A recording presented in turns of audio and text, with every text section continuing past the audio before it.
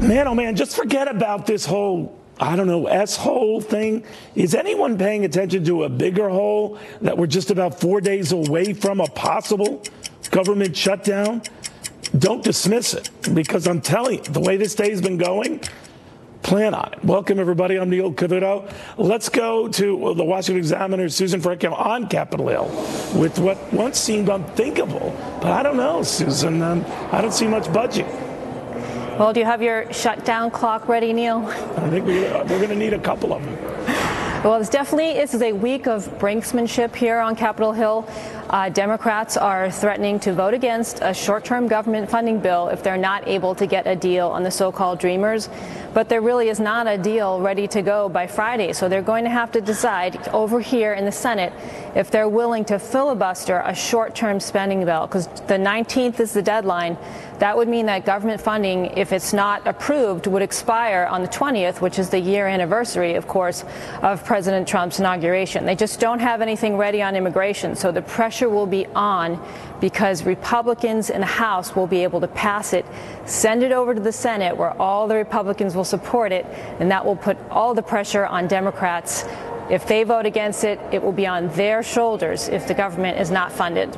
All right, so the bottom line, the Democrats want this DACA and or immigration stuff all attached to whatever spending measure we come up with.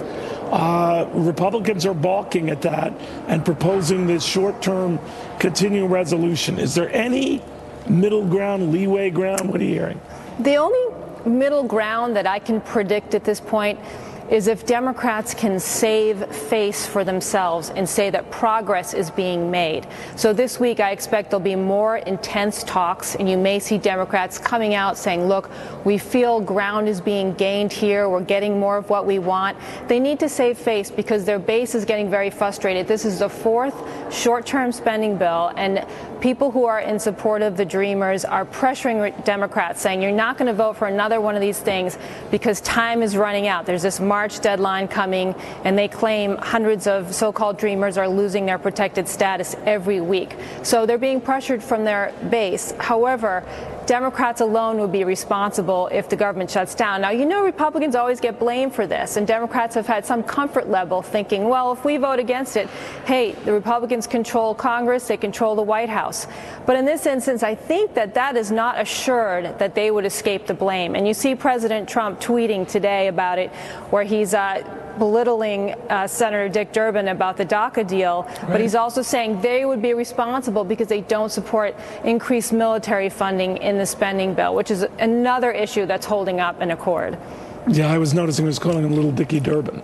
So, that's right. All right, thank you very, very much, Susan. Real quick, you've been noticing in the lower right portion of your screen what looked like a regular stock market trading day. These are the futures. The markets, of course, closed today for the Martin Luther King holiday, so I didn't want you to think, hey, they traded and all. That's the futures trading, a good indication how things could open up tomorrow. No guarantee, but of course, if the markets were even worried about any of these cross currents and a possible shutdown, even in futures trading, they had a funny way of showing it. Conservative blogger Ali Beth Stuckey with us, Fox News contributor Jonas Max Ferris, Democratic strategist Robin Byro. Ali, let's get a handle on what happens if the unthinkable happens Friday. They can't cobble together a deal. They can't cobble together a short-term continuing resolution. Then what? Well, let's just hope that doesn't happen. I mean, no one wins in a government shutdown. I think that has bipartisan agreement.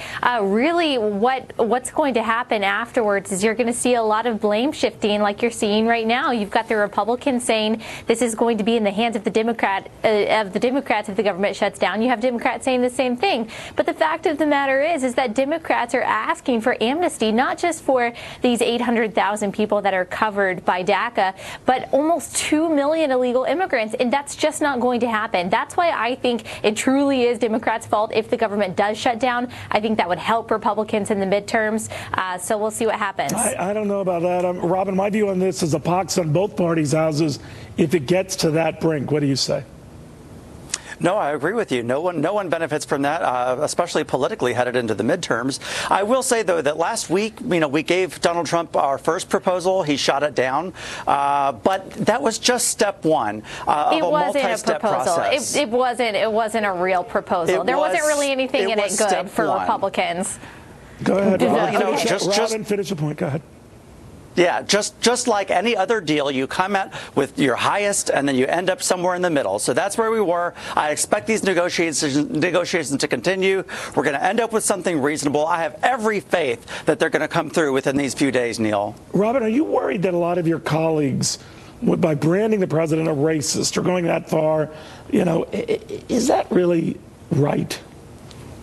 I am concerned that it's distracting. My main concern, Neil, is that it's distracting from the message. It's basically hijacked the news cycle for days now, and I don't know why anyone is feigning shock and surprise when Donald Trump has always been a brusque New Yorker who just speaks whatever the heck is on his mind. He probably went too far here and could have issued walk that back with a statement, but it's just taken over. We have more important things to do right now with this budget business and the military. And it's lost, to your point, it's lost in the sauce. Jonas Max starts, the one thing that's been amazing, me, is even though there was no trading today, there was trading in futures. If the markets are getting a little bit nervous about this, they're not showing it. Is that because they're under the belief that this will all get settled, the theater and hyperbole eases and we move on? I'm not sure. I think the parts where you see it showing it are more the value of the U.S. dollar and to some extent government borrowing cost. Those have been showing less interest in America as an investment place, which is kind of unusual because right now our economy is very strong. We just passed a very favorable tax package to foreign investors to invest in U.S. companies, and yet this kind of arguing back and forth. There might be a relative winner, but the bottom line is America loses with these kind of fights. Sure, you might be able to position yourself, well, we're out of power, it's not our fault, but it's not good. It doesn't make America look like a desirable place to invest in, to own debt in. And longer term, and this is an immigration issue, is people come to America to be successful, and if we can't get it together financially and keep pushing these issues off and doing short-term resolutions, there's going to be a point where we have to tax success more, and that's going to limit the immigration quality we get anyway over the long haul. So it's not like this is a good situation for anybody. There could be a relative winner in the elections, but there's no long-term winner for America with these kind of games. Ali, I'm wondering about, let's say we do get a short-term measure to just get us over the hump and then debate these and other issues for the next, presumably more permanent one, a month from now, whatever it is. But it would be the fourth such time we've done it in just in this cycle. That's weird. That's like Italy. Right, I agree. And while I did say, and I stand by the fact that in this round, I think it's in the hands of the Democrats of why we're not reaching a deal, I do think it does say something about Republicans who do have control of Congress, who are in the White House, that they're unable to pass a good deal. But it seems like the Democrats are so opposed to any kind of common sense immigration reform. I really think that's what's holding us back more than anything. Any kind of leeway that they're able to give, I think, would be able to push us forward into a more permanent deal, but they seem unable to do so. At the same time, I do think it's on Republicans to be able to strike that deal with them. So we'll see. We'll see is right. Guys, thank you all very, very much. The president will be leaving on Mar-a-Lago very shortly in Florida, due back at the White House a couple hours from now. We'll have more after this.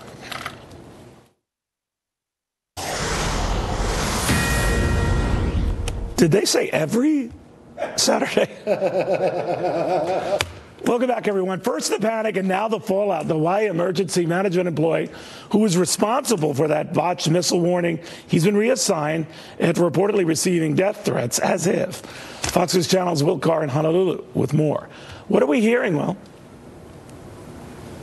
Well, Neil, state leaders are continuing to face an onslaught of criticism when we've learned that the agency that was behind that botched text is getting threats as well. Now, people didn't know what was going on Saturday morning. For nearly 40 minutes, many thought they were about to die, thinking that North Korea had launched a missile against Hawaii. Some parents so scared they put their kids into the sewer for protection.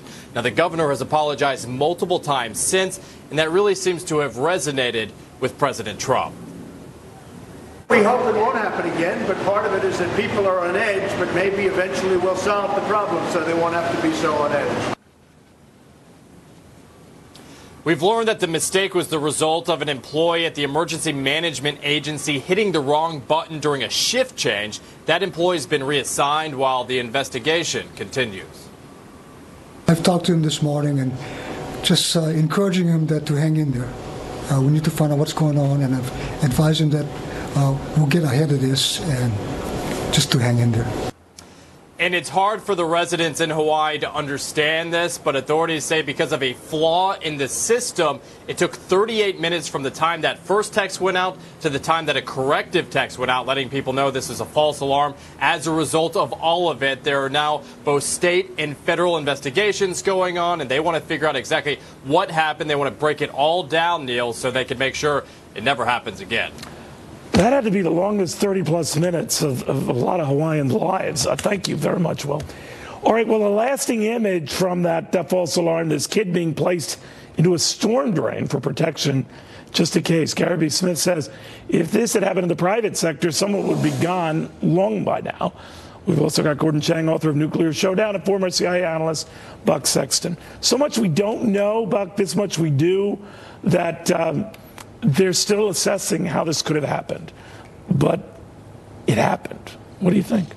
Well, Neil, the lapse seems to be just beyond anyone's possible wildest imagination here. I mean, that there were 38 minutes in an age of instantaneous social media where the government wasn't able to get out the message that this was a false alarm. That's a complete outrage. But that the system was so easily tripped here that one individual could make a mistake and send out this message with tremendous ramifications. I mean, the notion that there could be an incoming missile to Hawaii is one that Hawaiians have to take quite seriously, given the situation with North Korea. And so this just goes to show that the state of Hawaii is asleep at the wheel on this one. They have not been doing their job with this, and they need very serious reforms right away. You know, I don't know who ultimately will change the priorities we go through for something like this, Gordon Chang.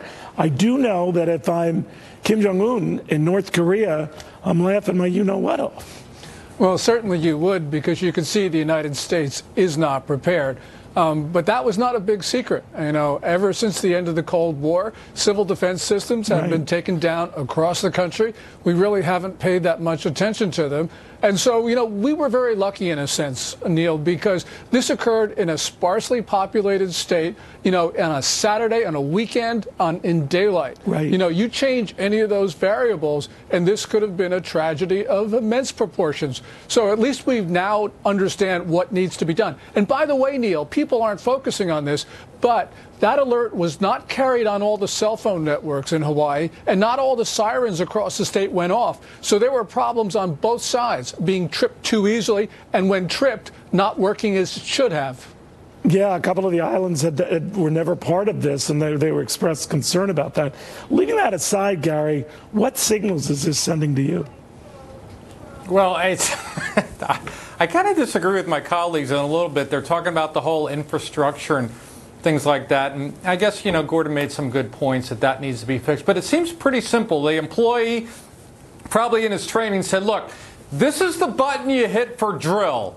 This is the button you hit for no drill. And oh, by the way, if you hit the no drill button, an alert comes up. Apparently it says, are you sure you want to hit this button? Somehow this person managed to screw that up. Look, I feel bad for him. Everyone makes mistakes, Neil, but this seems like a pretty easy one that he should have gotten right. Or That's why I come down on the side. This all gets back to this one person. He should be gone, not reassigned. Well, or at least a chain of command you go through for something like that. I mean, if you're at the point where you're doing a real drill, and of course he accidentally hit that button, all bets are off. But Buck, you know, a lot of people talk about states' rights and all that, but is this something over which the federal government has to have control?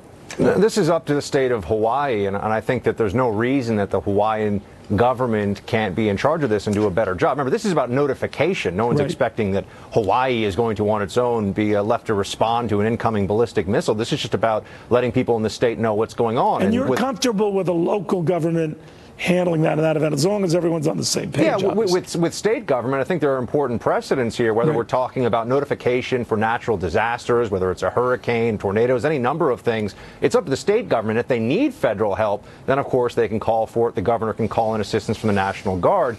But with this incident, you have to look at this and say, obviously this individual messed up. There's no question about that. But usually you have some redundancies in place. It's not supposed to be as straightforward as you press one button and maybe you press another button, and all of a sudden the whole state thinks that they might be hit by an incoming ballistic nuclear missile. I mean, that's actually what we're talking about here. So clearly they didn't really think that this is something that they had to prepare for. They didn't adequately prepare for that eventuality, and you just need more layers before you can send out this message. I do think, Neil, though, that the worst part of this was the 38-minute window where they didn't correct it, where people are cowering in fear, terrified in their bathtubs or underground or wherever they were hiding, and understandably so. You know, Gordon, it is going to get us back to what we did. At least certainly I can remember as a young kid where you had these drills where you hid under your desk and you went through the whole 9 yards preparing for the unthinkable. I always used to think, even as a kid, what difference is it going to make that I'm under my desk? But leaving that aside, do we need to revisit that kind of stuff? Yeah, I certainly think that we should, you know, because we live in a very different world than the end of the 1990s or the 1950s. You know, we're talking about a world where there are a number of actors who have ballistic missiles, who, you know, are eventually going to get nuclear weapons. And we just got to think about this. You know, I think about this stuff all the time, and actually I'm not prepared at home. We don't have enough water. We don't have enough food. I think Americans are going to go through just a change in psychology. We're going to understand that we are a threat, even though we're protected by two great oceans. We have enough food in our house. It's my wife doesn't really flip over my selections, though. It's processed meats and cheeses, but they can last for decades. Guys, thank you all very, very much. Thanks. In the meantime, I want you to think quick about this. What does this guy last night have in common with this guy today? Maybe more than you think. And then they did. Aaron McPike from the Independent Journal Review and conservative commentator Angela Morbido. You know, Angela, as if we need the reminders, history is defined by those events we didn't see coming. So if the consensus sees a Republican landslide defeat coming, at the very least, we should question it, shouldn't we? Absolutely. You look at the research on what happens to the president's party in midterm elections, and on average, since World War II, the president's party has lost 25 seats in the House. But I cannot point to anything since the day Donald Trump was elected president of the United States that has gone down in an average way. Polling is broken, and what we expect, you know, our expectations aren't really worth that much anymore. It's so much harder to predict. Yeah, and I know there are a lot of variables here, a lot of very powerful Republican incumbents who aren't running again. They can't recruit similarly big names to run for their seats. So it does feed this narrative, Aaron, that the grand old party is in a grand old pickle. Do you agree? I do agree with that. And, you know, Neil, I would tell you, we talked on the day of the Virginia governor's election when I thought that Ed Gillespie actually might eke out a victory in that race, and boy, was I wrong, since he lost by almost 10 points. But you know what I have heard? That's a big problem with you. You readily concede when you're wrong. Don't do that. Well, I'm not often wrong, but on that one, I was, and I will admit it. But look, since Election Day, I have heard from a number of professional Republicans, and that is people who work in the District of Columbia and make their money off of advancing the Republican Party and who live in Virginia, who have told me that they voted for Ralph Northam, the Democrat who won, and not their friend Ed Gillespie, who they have worked for before or worked with before, because they wanted to send a message to Donald Trump. And if professional Republicans wanted to do that in the 2017 election, I would have to assume that a number of independent voters, even light Republican-leaning voters in a number of suburban districts around the country, probably want to do the same thing in 2018. That's interesting, but Angela, I'll flip it around and say a wild card development here is the tax cut. And while I have a lot of reservations about the tax cut, it apparently proves so large for corporations, for example, that they're doing more than just benefiting their shareholders. They're sharing the loot. 150 of them now now, benefiting upwards of 2.5 million Americans in terms of higher bonuses, lower insurance-related healthcare costs, even utility customers, that we didn't quite grasp the magnitude beyond the personal cut and how the business cut could come back to individuals. And that will be appreciated later in the year. I don't know if that's the case, but I think that is an underappreciated element. What do you think? Without question. You have a whole slew of companies who are giving their employees bonuses and raises because they are able to, thanks to the GOP tax cut package. And even if your company isn't one of those, for anybody watching, you're still probably taking home more of the money that you earn when you go to work. The GOP effectively gave everybody a raise with this tax bill, and not a single Democrat voted to make that happen. If the Republican Party reminds voters of that very simple fact every day until midterm elections in November, it's going to be the Democrats who have to throw the Hail Mary pass but this time. Republicans, I got to tell you, when it comes to explaining this tax package and just simplifying it the Ronald Reagan way, I think you should get more of your money, not the government, and leave it at that. They get into the weeds and get too incredibly detailed about it. So, Aaron, failing that, people are going to have to see it for themselves. They're going to see it in their checks. They're going to have to see it in these bonuses. They're going to have to see more companies sharing the loot. And then it could make a difference. Without that, I don't know about Republicans selling it. What do you think? Yeah, I want to talk about 2006 for just a minute, because remember that 2006 was before the Great Recession, and the Democrats won. They won the House, they won the Senate in 2006, and they won it because they campaigned against the Republicans and what they said was the culture of corruption and opposition to the war in Iraq. So those were two things that really didn't have anything to do with the economy. I mean, obviously they do have things to do with the economy, but it wasn't about the economy and about pocketbook issues. And the Democrats still won. So yes, the Republicans can try to campaign on this tax bill and on these tax cuts, but they had a disastrous year of governing and just got that tax package through at the very end after a miserable year. All I'm saying, ladies, is I think, and believe me, I had a lot of problems with the tax cut package, the magnitude of it and the spillover effect is more substantial than I think people appreciate. Could be early, but we'll see. Thank you both. Thank you. I left you speechless. Almost as speechless as me. You know, there's another winter storm coming. It's sweeping across the Midwest, Northeast, and if you were thinking maybe in the South you were going to be safe, not even close. Fox News meteorologist and constant bearer of good news on these matters, Adam Klotz. Adam, what are you doing?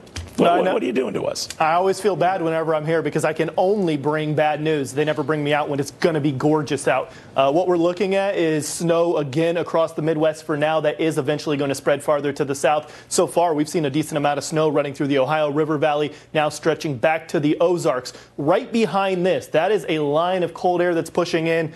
It's been cold, but it's getting even colder. These are your current temperatures really piling up here into the upper plain states. 5 degrees in Minneapolis, currently 4 degrees. But if you add in that wind chill, and that's when it starts to feel really cold, what it feels like outside, suddenly you see these numbers dropping down into the negatives. Negative 15 degrees in Minneapolis, getting closer to negative 20 degrees in some of these spots.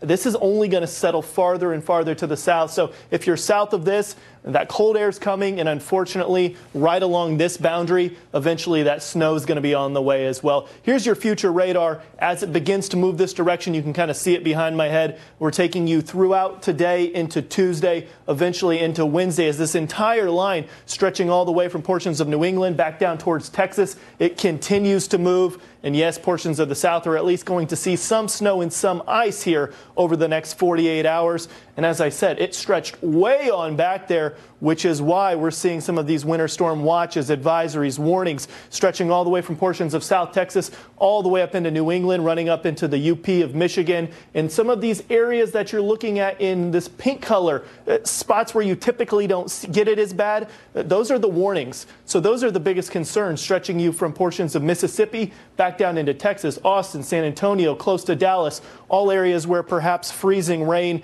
which often can be the worst part of this, Neil. That's all on the way in the next 24 to 48 hours. Incredible, Adam. Thank you very, very much. Yep. Well, I think as Adam would remind you, it could be worse, much worse, much, much, much worse talked to rescue workers in California who continue their search for more victims of those deadly mudslides there. Fox Business Network's Hillary Vaughn in Montecito, California with the latest. Hey, Hillary. Hey, Neil. Well, officials tell me they have absolutely no idea when people will be allowed back into their homes to assess the damage. Now, some homes have been completely wiped out. We've walked around on foundations, but then others that are still standing, you can see what they're dealing with, a giant pit of mud essentially laying here that crews are working to scoop up shovel by shovel and clear out all this debris that has filled the homes. Some of these homes are going to be total losses, and officials say that this process is moving a lot slower than they anticipated, and they're looking for more landfills and places that they can put all this mud once they clear it out. Firefighters were here at the Thomas Fire, fighting the fire up here in the mountains, and then, a couple weeks later, we're transitioning into mudslides. So fatigue working on these piles is extremely, just really, really exhausting. You're sinking into knee-high mud, waist-high mud in places. There's dog teams that are searching through the mud, and then just trying to move the debris. You can see a lot of this debris is extremely heavy.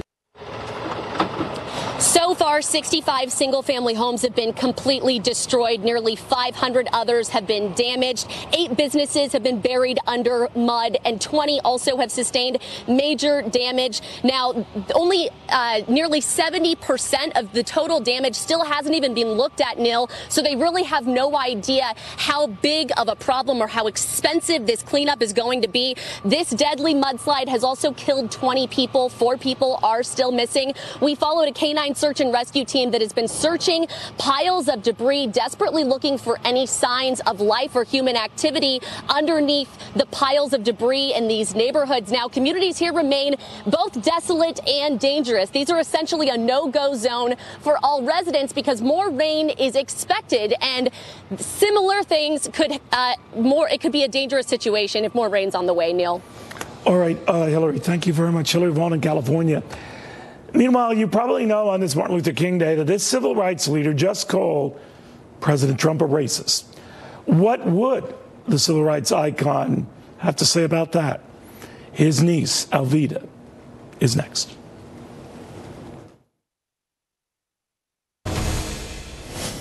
Well, Congressman John Lewis slamming the president, calling him a racist after that infamous asshole comment. What does Alveda King make of it? She was with the president not too long ago at a Martin Luther King event. The niece of Martin Luther King, the daughter of A.D. King, joins me right now. Alveda, very good to have you.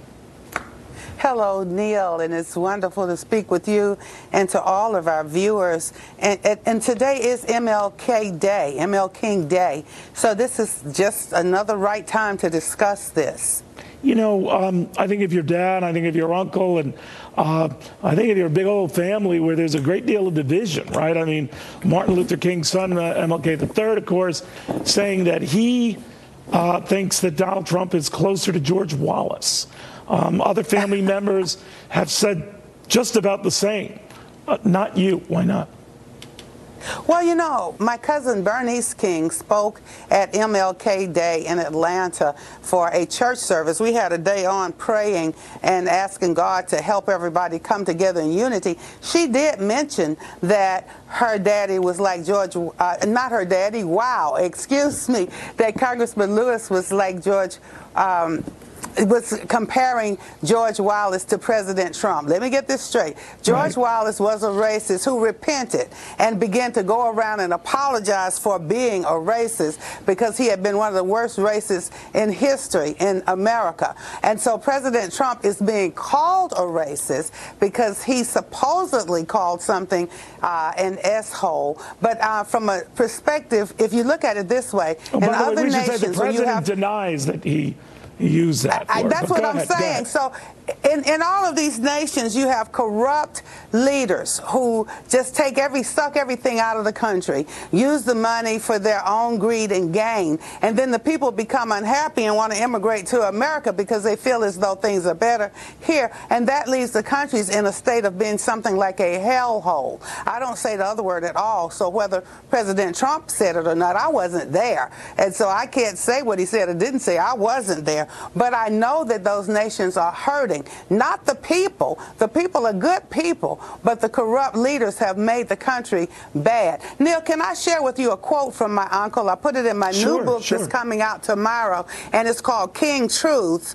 21 Keys to Unlock Your Spiritual Potential. But this particular quote, Bernice read it at her service today, and it's in my book. Martin Luther King said, "I am convinced that men hate each other because they don't know each other, and they don't know each other because they don't communicate with each other, and they don't communicate with each other because they are separated from each other." So when Congressman Lewis and they want to protest and boycott and not go to the State of the Union, they're separating themselves. Well, how are you going to come together in peace if you refuse to come together at all?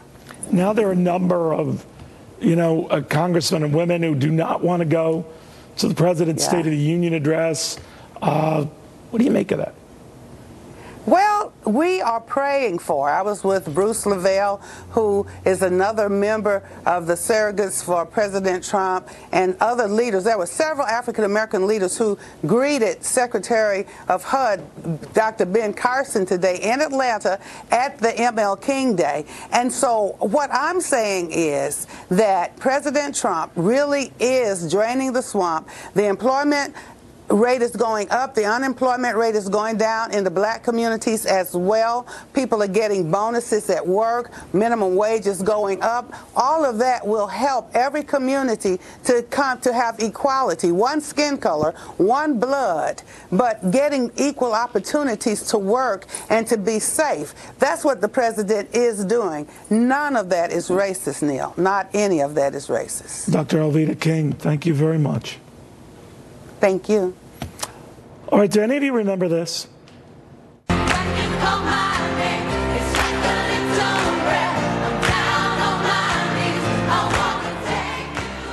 Some of the biggest stars came out in support of Haiti in 2010 after a massive earthquake.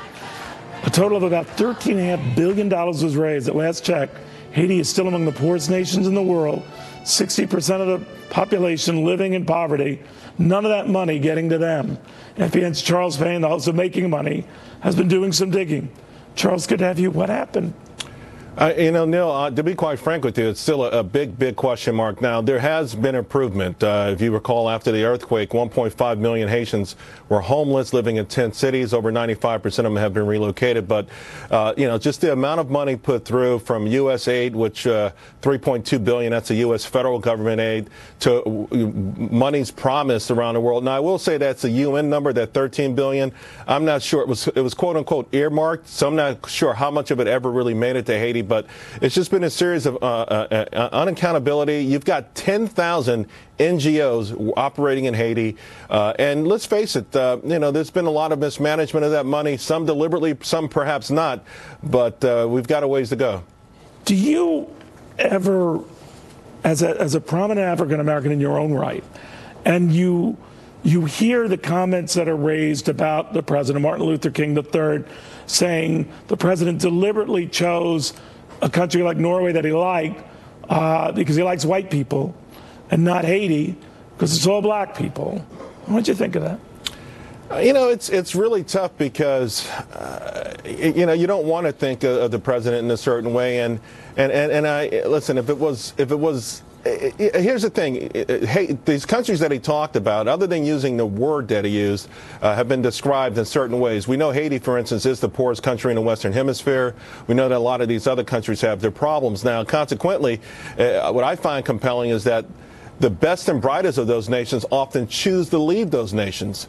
Today at this very moment, there could be a doctor in Alabama operating on an American immigrant from Nigeria, a doctor operating on someone saving their lives in Alabama instead of Lagos. You start to ask yourself, what's going on that even the best and brightest of those nations want to leave? And I would love to see, someone say what's going on with there. Now, I do hope, and I think going into the State of the Union address, that this presents a great opportunity for President Trump to understand one thing. Whether he said something or didn't say something, his words are very powerful. We all like to be liked, and everybody wants to be liked by the President of the United States. Occasionally, you got to go out of your way and say, that was not my intention.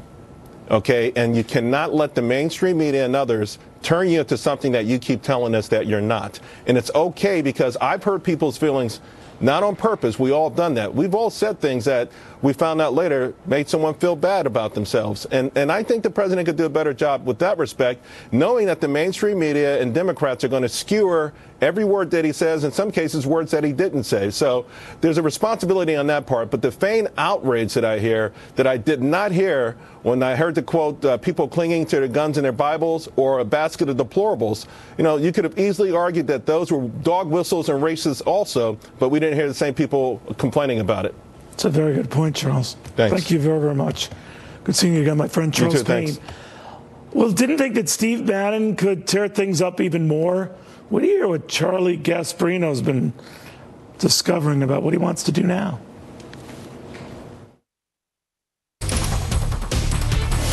What are you doing now? I'm working on a web series for Crackle. It's called Cucks and Cars Getting Coffee. And I'm also coming out with a new line of wrinkled barn jackets called Frumpers for Guys. Springtime, skincare line, Blotch. So that's what Stephen Bannon was up to. I'd been wondering. But FBN's Charlie Gasparino kind of knows what he's really been up to, or wants to get up to, right? Satire always has a little bit of truth to it. You know that? That's what I hear.